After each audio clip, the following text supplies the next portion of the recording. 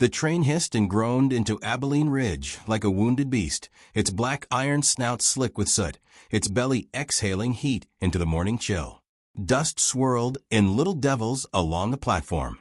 Sheriff Caleb Whitlock stood with his hands clenched behind his back, the edge of his coat flapping against lean, sunburnt legs. He squinted as the train halted with a final wheeze. Passengers descended, thin-lipped businessmen, laughing ranch wives, and a preacher with a limp. But not her. Not yet. Caleb's jaw shifted ever so slightly. He wasn't a man of nerves, not after the years he'd spent dragging drunks out of bar fights and digging graves for folks no one else would claim. But this, waiting on a mail-order bride, felt like walking blind into a storm. She stepped off last. Temperance Dove wore a pale green traveling dress. It seems generous over her wide hips and full arms. A woven valise hung from one hand, the other adjusting her bonnet as she scanned the crowd. Her face was round, the cheek soft, the eyes deep as prairie wells. She looked kind. That was the first thing Caleb thought, followed by the second. She's bigger than I expected. She spotted him, tall, badge shining dull on his chest, and gave the smallest, most hopeful smile. Caleb hesitated just long enough for her expression to falter.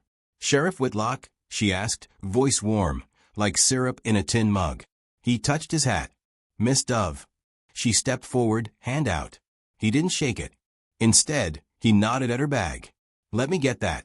They walked side by side through the dry streets of Abilene Ridge. Dust clung to her hem, and curious faces peeked from behind curtains and storefronts. Temperance tried to speak, something about the journey, the food on the train, but Caleb's answers were short, polite, hollow. At the boarding house, he opened the door for her, then lingered at the threshold. "This is where you'll stay," he said, setting her bag inside. She tilted her head, confused. Aren't we?" "It's best for now," he said, voice gravel-thick, "until things settle." Temperance stepped in without another word. She stood in the parlor, blinking at the floral wallpaper, the cold hearth, the worn lace doilies on the chairs. Caleb tipped his hat and left before she could speak again.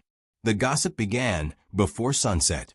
Cora Jo Finch, owner of the millinery shop, practically bounced with the news. "Have you seen her? That woman the sheriff ordered in? Lord, she's bigger than a mule cart. Bless her heart." Maybelle snorted behind her, mouth full of licorice. Imagine Caleb, our Caleb, tied to that. He must have asked for sturdy stock and got the whole barn. Temperance, walking down the boardwalk with a basket of thread, heard every word. She didn't stop. She didn't flinch.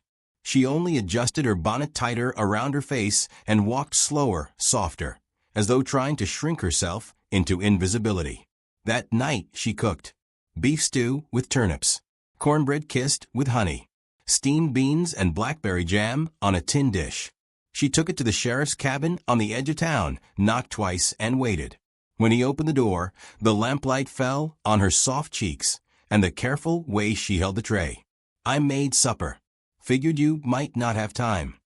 He stared at the tray, then stepped aside. She took it to the table, laid it out like a Sunday prayer. He sat down, looked at the food, then stood back up. "I'm not hungry," he said, turning toward the door. "You've worked all day." I said, "I'm not hungry." The door closed behind him like a final sentence. She sat across from the untouched plate.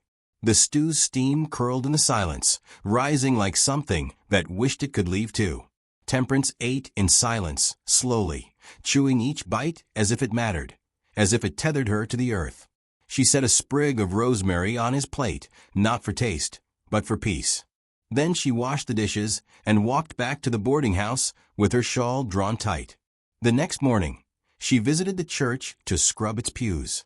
The preacher's wife, who never once looked her in the eye, said, "You don't have to do that." Temperance replied, "I know." She cleaned anyway. The wood grain was dry and cracked, the polish worn thin.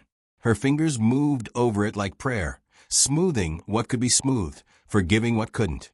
A boy peeked through the door, then ran off laughing. "That's the sheriff's cow bride," someone shouted behind him. Temperance paused, then stood up straight. Her dress brushed the pew's edge. She left her rag behind, but not her dignity. Caleb heard about it by noon. Deputy Gage mentioned it between arresting a card cheat and breaking up a shouting match outside the saloon. Folks being real cruel to your bride, he said. I'd say something if I were you. Caleb grunted. Ain't my business what mouths run. She's your wife, ain't she? He didn't answer. Just stared out at the dry prairie, where the wind bent the grass like it was tired of standing. That evening, he came home to find his cabin swept, the fire lit, and the roof patched where it used to leak. A basket of folded linens sat on the table. Her note, pinned to the top, read, "Just try to make things easier. T." He stood there for a long time, holding the note like it might burn through his fingers. Then he crumpled it, tossed it into the fire. The flames licked it once, twice, then swallowed it whole. That Sunday, Temperance didn't attend church. She sat instead by the river just outside town, where the cottonwoods wept their leaves into the current. She braided a bit of grass between her fingers, humming something low and steady, the kind of tune you sing to yourself when the world won't listen. Caleb passed by on horseback. He slowed when he saw her, almost stopped, then thought better of it and kept riding. That night, rain came sudden and wild. Thunder rolled across the plains like judgment. Temperance showed up again with food, pork roast this time, and greens cooked in vinegar. He opened the door and said nothing, just stared. She held up the tray. Just figured you might not have gotten much for supper. I didn't ask you to. I know. She turned to leave, the tray still in her hands. He reached out. Not for her, for the tray. Their fingers brushed. Just once. But it was enough to send a tremor up his arm. I'll eat it, he said, voice low. She nodded, gave him the tray, and walked back into the rain. He sat at the table and ate. Every bite. The next morning, he found a jar of jam and fresh biscuits by his door. No note this time. For the first time in years, Caleb Whitlock looked in the mirror and didn't see a lawman. He saw a man afraid to be known. In town, the talk didn't stop. If anything, it worsened. They called her mule, mountain, thunder-thighed bride. The schoolmarm smirked. The general store clerk snickered. Temperance endured it all with the same quiet strength. She didn't stop offering kindness. She didn't stop feeding stray cats. She didn't stop fixing broken things, even if no one thanked her. She just kept showing up. That Thursday, the Finch sisters laughed too loudly on the porch. Caleb passed by and stopped. What's so funny, he asked. They exchanged glances. Just talking about the sheriff's lady, Cora Jo said, lips pursed like a lemon rind. Didn't expect your taste ran so hearty. Caleb stepped up to her porch, close enough that her smile dropped. You got something worth saying? Say it to me. Otherwise, keep your damn voice down. The silence that followed was long and cold. Caleb tipped his hat and walked away. Temperance heard about it the next morning, from a child no less, who tugged at her apron and said, Mama says the sheriff made Cora Jo cry. Then he giggled and ran off. Temperance didn't laugh. She just looked down at the flour on her hands, the pie crust half-formed beneath her fingers. When Caleb came by that evening, he didn't speak, just stood on her boarding house steps until she opened the door. I wanted to say, I know. He removed his hat, held it to his chest. But I ought to. She waited. I wasn't ready for you, he said. But you didn't let that stop you. Her gaze softened. You don't have to want me yet, Sherriff. Just don't lie about it. He nodded. Fair. They stood in silence a moment longer. Then he handed her something, wrapped in paper and string. Inside was a simple silver hairpin, shaped like a prairie lily. She blinked. Why? Because you showed up, even when I didn't. As he turned to go, she called softly, I'll save you some stew. He smiled just barely. I reckon I'll be hungry. And when the door closed behind him, it did not slam. It clicked softly, like the last stitch on a quilt finally falling into place. The prairie dawn arrived with no fanfare, just the slow unwinding of shadows, the hush of dew clinging to fence rails, the sleepy groan of wind through brittle brush. At the sheriff's cabin on the edge of Abilene Ridge, a robin perched on the broken porch beam and watched as Temperance Dove lifted her skirts and stepped into the day. She moved with quiet purpose. Not rushed, not timid, just sure. The kind of sure that came from years of caring for things no one noticed. Her hands, strong and gentle, bore the marks of another life. Blisters healed over, a faint burn from a coal stove, the knuckle warped from splinting her father's busted wrist with only willow bark and string. Caleb Whitlock hadn't asked her to come. Not with words. But he hadn't turned her away either. So each morning, she walked the half-mile stretch from the boarding house to his homestead, a basket looped over her arm and her heart wrapped in quiet resolve. The cabin had been built in haste, like most things men do when grief gets ahead of reason.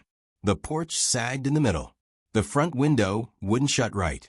The door leaned on its hinges like it was tired of standing. She noticed it all, but said nothing. Just fetched a hammer from the shed and began the work of mending. By the end of the week, the porch didn't creak when you stepped on it. The front room smelled of lavender soap. The sheets on his bed were fresh, the hearth was scrubbed, and the barn, long left to ruin, was cleared of broken tools and dead spiders. Caleb came home each night to find something else changed. She left no notes this time, just the soft imprint of effort. He didn't stop her. He didn't help either. One morning, she found a hen tangled in loose wire. Its leg was bleeding. Temperance knelt in the dust and murmured as she worked the wire loose. The hen squawked once and then settled. Caleb, watching from the barn door, said nothing. But he didn't turn away. That evening, the hen followed her around like a dog. "You have a way with broken things," he said that night, standing in the doorway as she laid kindling for the fire. She didn't look up. "Everything's broken a little. Just need someone to keep tending." He rubbed the back of his neck, stared at the floorboards she'd sanded smooth. "I'm not an easy man." "I'm not asking for easy," she replied. "Just true." That stopped him. For the first time, he looked at her and saw more than kindness. He saw grit. He saw something steady. It unnerved him. The harvest dance arrived the next week. The town, brittle with summer heat, burst into color. Lanterns strung across the square, fiddles tuned. Children chasing ribbon tails in the dust. Every able-bodied man and woman was expected to show. Temperance lingered at the dressmaker's window, but didn't go inside. The curtains she'd been sewing by hand would have to do. The morning of the dance, she brought Caleb a slice of sweetbread wrapped in linen. He took it without looking at her. "You going tonight?" she asked gently. He nodded. "Can't very well skip it. Folks notice." She forced a smile. "Of course. I'll be with the other deputies." "Of course." He left without asking her to come. She didn't cry. Just walked back to the boarding house, sewed the last hem on her curtain dress, and hung it neatly on a nail. Then she cleaned the church, baked another loaf of bread, and tended the hens. At dusk, she sat on the porch in that same dress, hair pinned with the silver lily clip he'd given her. Lanterns flickered down the hill. Laughter carried up through the trees. Somewhere, the fiddle broke into a reel she remembered from childhood. She closed her eyes and tried to hum along, but her throat felt dry. When she opened her eyes, the night had deepened, and no footsteps came. Caleb arrived home after midnight, smelling of smoke and sweat and something sour beneath it. He tripped on the front step and cursed low. Temperance had left a lamp burning. She was already gone. He slumped into a chair, took off his boots, and stared at the flame. A folded napkin lay on the table. Inside, more sweetbread. He touched it, but didn't eat. The next morning, she returned as always. He was outside, shirtless, trying to fix the fence line. The boards had warped in the heat. His hands were scraped raw. She walked past him and into the cabin. When he came inside, the table was laid for two. "I figured you'd be hungry," she said. He didn't argue. They ate in silence, the scrape of spoons on porcelain the only sound between them. When the plates were cleared, he didn't move to leave. "I saw you," he said finally. Temperance looked up from the dish basin. "Sitting on the porch last night. In that dress." Her hands froze in the suds. It was silly. No, he swallowed hard. It wasn't. She turned toward him, drying her hands slowly. "I was ashamed," he admitted. "Not of you. Of me. For caring what they'd say." Temperance crossed the room, stopped a foot from him. "You don't have to explain." "I do," he said. Because you deserve better than silence. Her eyes, soft but unwavering, held his. Then stop giving it to me. He blinked, stunned by her calm. But he nodded. Once. The following days brought cooler winds. Autumn crept in through the cottonwoods. Temperance continued to tend the home, but now he helped. They replaced shingles together, mended saddle straps, stacked firewood until the shed groaned with it. One morning, as they worked in the barn, a hammer slipped from Caleb's grip and struck his palm. Blood welled quick and red. He cursed, then turned away. "Let me see," she said, reaching gently. "I can manage." "I know," she said, "but let me." He held out his hand. Her fingers cradled his like a relic. She cleaned the wound with water from her flask, tore a strip of her apron, and bound it tight. He watched her, mouth parted slightly. "You always this calm with blood?" "I've seen worse," she said. "In Georgia. During the war." "You were a nurse?" "Caretaker," she said softly. "Mostly dying boys." He said nothing, but his breath slowed. That night, she found him on the porch with a bottle, half drunk. He offered it to her. She shook her head. "Never took to forgetting," she said. He chuckled dryly. "I've made a habit of it." She sat beside him anyway, the silence between them no longer sharp but tender. "You still intend to leave?" he asked. "I never said I would." "But you should. I've given you no reason to stay." She reached down and traced a crack in the porch with her finger. "You don't tend to flowers by yelling at them. You water, you wait." He looked at her then, really looked. The lines on her face, the steadiness in her eyes, the weight she carried without bitterness. "I'm not sure I can give you what you need." "I don't need a man polished like silver," she said. "Just one who tries." He nodded quiet. The moon rose above the ridge, silvering the field. Somewhere a coyote called. Caleb leaned back, rested his bandaged hand on his knee. "You've done more for this place in 2 weeks than I did in 2 years." "It was never the house I was fixing," she said gently. They sat like that until the bottle went empty, and the night folded around them like a blanket. When she rose, he didn't stop her, but he watched her go, as if her leaving pulled something vital from the air. And in the hush after her footsteps faded, Caleb found himself listening not for her return, but for the sound of all she had mended staying still. The wind arrived first, curling through the dry grass like a warning whispered in old tongues. Then came the clouds, bloated and gray as bruises, lumbering across the horizon with a kind of weight that made animals restless and children quiet. By the time the sky broke open, the prairie had gone still as breath held too long. Temperance Dove stood at the cabin window, watching the storm roll in. Her reflection in the glass looked blurred, softened by the rain that had begun to tap against the panes. Behind her, the room was warm, lamplight flickering, stew bubbling low on the stove, and bread rising beneath a cloth embroidered with faded violets. She wasn't meant to be here. Not tonight. Not after what had passed between them in quiet glances and careful conversations, each word weighed, each silence heavier still. But the storm had made the road impassable, and Caleb had appeared at the boarding-house door just after dusk, soaked through and out of breath, asking if she'd ride back with him. Said the bridge was about to flood and it wasn't safe for her to stay in town. She had packed her things without a word.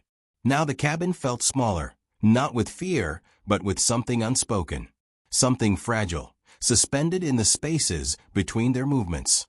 Caleb sat at the table, shirt damp, fingers curled around a tin mug of coffee. The firelight played across the tired lines of his face. He hadn't said much since they arrived. Just built the fire, stabled the horse, and thanked her once for the stew. He cleared his throat. "Storm will likely hold through tomorrow." Temperance nodded. "Wouldn't be the worst thing." He looked up. The corners of his mouth twitched, unsure if she was teasing. "I don't mind," she added softly. "The quiet suits me." He nodded again, then leaned back in his chair. "You ever afraid of storms?" "Only the ones that don't show themselves." That made him smile, just a little. "You talk like a woman who's seen more than she lets on." She returned to the window. "And you talk like a man who thinks he's still hiding." The fire cracked, then settled into a low murmur. The storm grew louder, rain hammering the roof, wind scraping against the shutters. A gust forced open the back door with a sharp bang. Caleb rose immediately, crossing the room in 3 strides to secure it.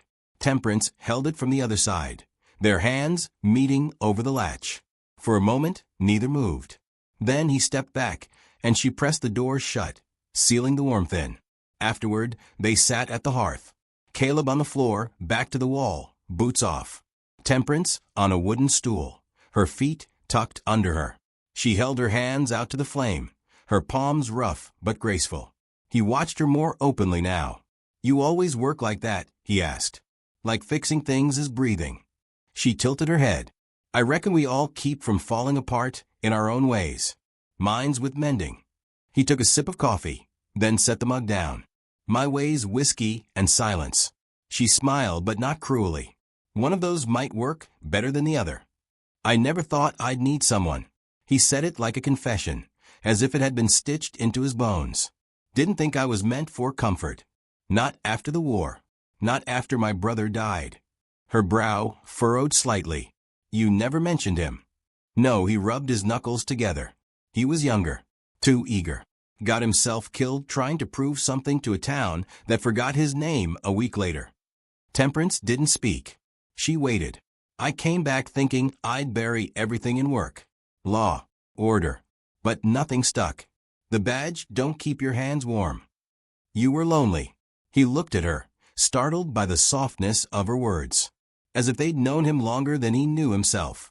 "I still am," he admitted. She leaned forward, her voice barely above the fire's breath. "Then let someone in, Caleb." He blinked. She had never used his name before. Not like that. Not full and sure. "You deserve a whole life," she said.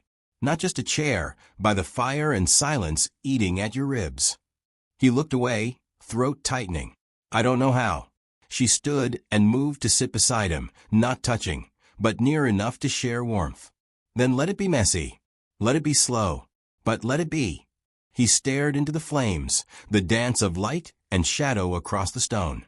"I keep thinking I'll mess it up." Temperance reached into the pocket of her apron and pulled out a small piece of muslin. Carefully, she unfolded it, revealing a crooked patch sewn in the shape of a heart. The stitching was uneven, the cloth frayed. "I was 10 when I made this," she said. "Mama had me sewing beside her for hours. I couldn't get it right. She said I'd never be good at it." He looked at her. She was wrong. Temperance smiled faintly. "I kept it to remind me some things just take time. You don't have to be perfect to be worth holding on to." The cabin trembled again under the storm's weight. Rain spilled down the windows like a curtain drawn in grief. But inside, the fire burned steady, and the distance between them began to melt like frost on a morning window. Later, as the storm deepened and the roof groaned under wind and wet, a leak sprung above the hearth. Water dripped down, hissing where it met the fire's edge. Caleb jumped up, grabbed a pan, and placed it beneath the leak. Temperance laughed then, light and sudden. "You'd think the roof would know better than to fall apart tonight." Caleb chuckled. "Maybe it's just jealous we're fixing everything else." Together, they climbed onto the old table and stretched canvas over the leak.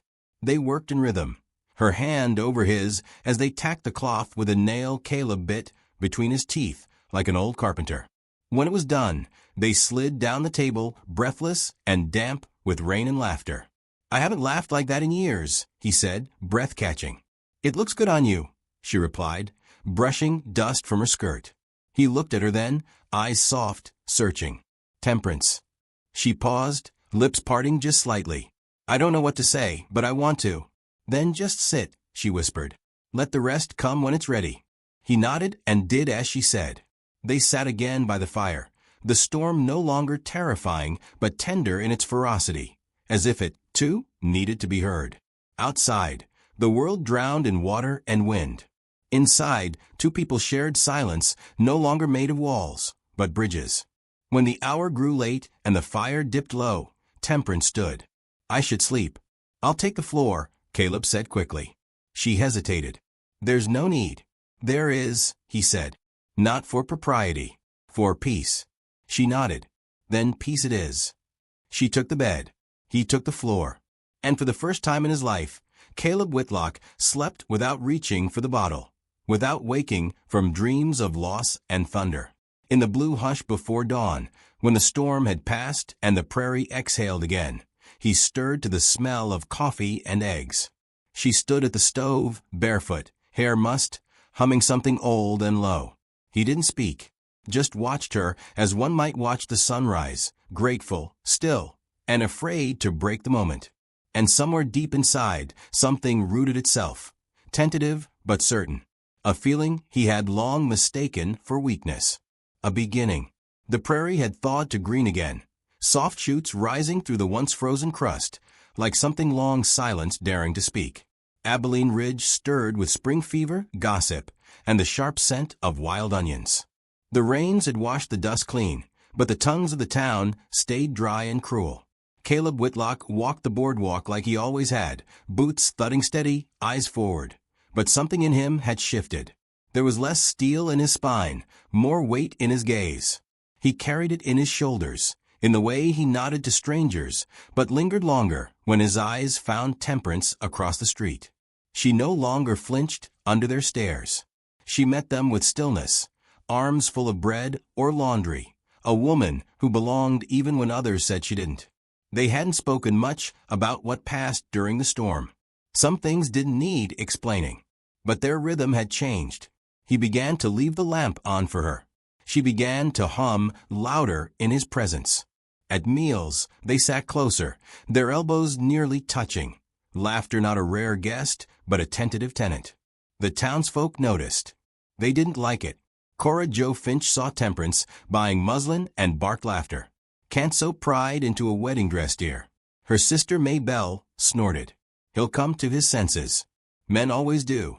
Temperance said nothing. She simply paid, nodded, and walked away. But inside her something tightened, a refusal not of them, but of the woman she'd once been, the one who'd lowered her eyes and said thank you for scraps. That woman was gone. This one baked and walked tall and didn't explain herself. Caleb didn't know about the dress. He didn't ask. But he began coming home earlier. He stopped going to the saloon altogether. When Deputy Gage questioned it, Caleb just said, "I've got better company waiting."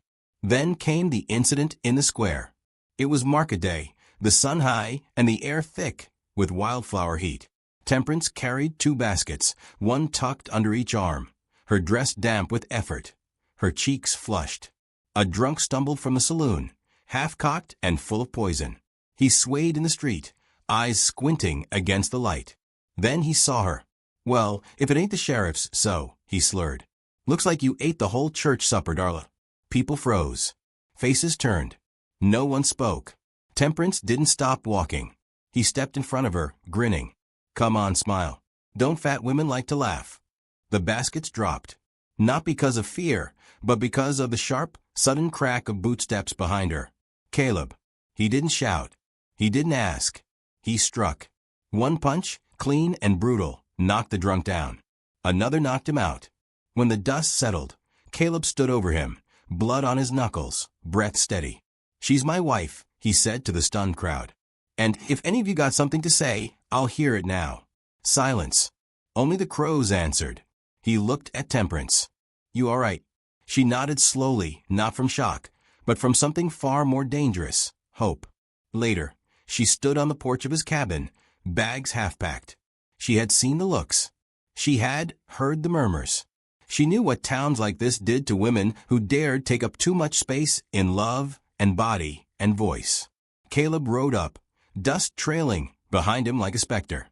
He dismounted without speaking, saw the bags, saw her. "I was leaving," she said plainly. "I can see that. Didn't want to make a scene." "You didn't." She looked up at him, the sun catching in her lashes. "You shouldn't have to fight for me." He stepped closer. "Then why does it feel like you've been fighting for me since the moment you stepped off that train?" Her throat caught. She turned from him, blinking hard. "I'm tired, Caleb." "So am I. But I ain't done." He reached into his pocket and pulled out a chain. On the end, his badge. "I ain't a sheriff without pride anymore. And I ain't too proud to say this." He took her hand, pressed the badge into her palm. "You can bury it, burn it, or wear it yourself. But I'm done being a man who lets the world decide what he should love. She looked at him long and quiet. I wasn't meant to stay small, she whispered. He nodded. Then don't. They married in the field behind the cabin that Sunday. No guests, no preacher, just her hands in his, and the wind as their witness. She wore the muslin dress, and in the folds were the scars of thread pulled too tight, hems corrected twice, love stitched in every seam. He read his vows from memory. She didn't speak hers. She kissed him instead. Later, as dusk fell and the prairie lit gold, Caleb placed his badge in the hearth and watched it melt. And Temperance stood beside him, one hand on his back, the other resting over her belly, where new life stirred, quiet and steady, just beginning to take root. If this story moved you, please let me know. Where are you listening from?